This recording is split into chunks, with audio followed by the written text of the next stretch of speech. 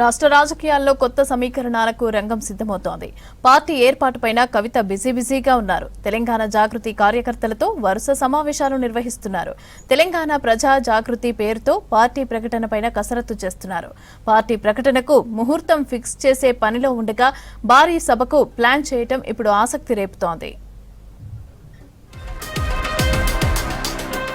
తెలంగాణ జాగృతి అధ్యక్షురాలు కల్వకుంట్ల కవిత తెలంగాణ ప్రజా జాగృతి పేరుతో పార్టీ ఏర్పాటు చేసే దిశగా అడుగులు వేస్తున్నారు.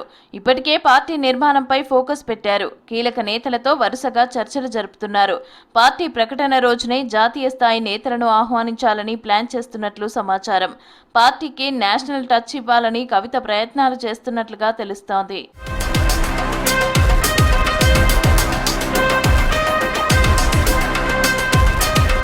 మేడ్చల్ జిల్లాలో ఓ ప్రైవేట్ ఫంక్షన్ హాల్లో భారీ బహిరంగ సభ నిర్వహించేందుకు ఏర్పాట్లు జరుగుతున్నట్టు సమాచారం. ఈ సభ ద్వారానే పార్టీ శక్తిని ప్రదర్శించాలని కవిత వ్యూహం రచిస్తున్నట్లు టాక్ వినిపిస్తోంది. ఏప్రిల్ 25న పార్టీ ప్రకటించే ఛాన్స్ ఉందని తెలుస్తోంది. అంతకుముందు మే మొదటి వారంలో కొత్త పార్టీ ప్రకటన ఉంటుందని కవిత చాలాసార్లు మీడియా చిట్చాట్లో చెప్పారు.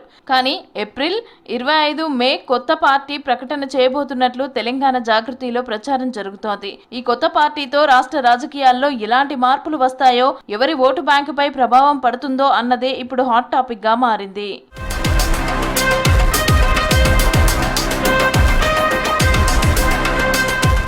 కవిత కొత్త పార్టీ ఏర్పాటు దిశగా అడుగులు వేస్తూ ఉండటం బీఆర్ఎస్ లోనూ ఇతర పార్టీల్లోనూ చర్చకు దారితీసింది. ప్రస్తుతం బీఆర్ఎస్ కు ప్రధానంగా ఉన్న ఓటు బ్యాంకులో మహిళలు, యువత, గ్రామీణ వర్గాలు కీలకం. ఇప్పుడు అదే సెగ్మెంట్ ను టార్గెట్ చేస్తే బీఆర్ఎస్ కు డ్యామేజ్ అయ్యే అవకాశం ఉందనే టాక్ వినిపిస్తుంది.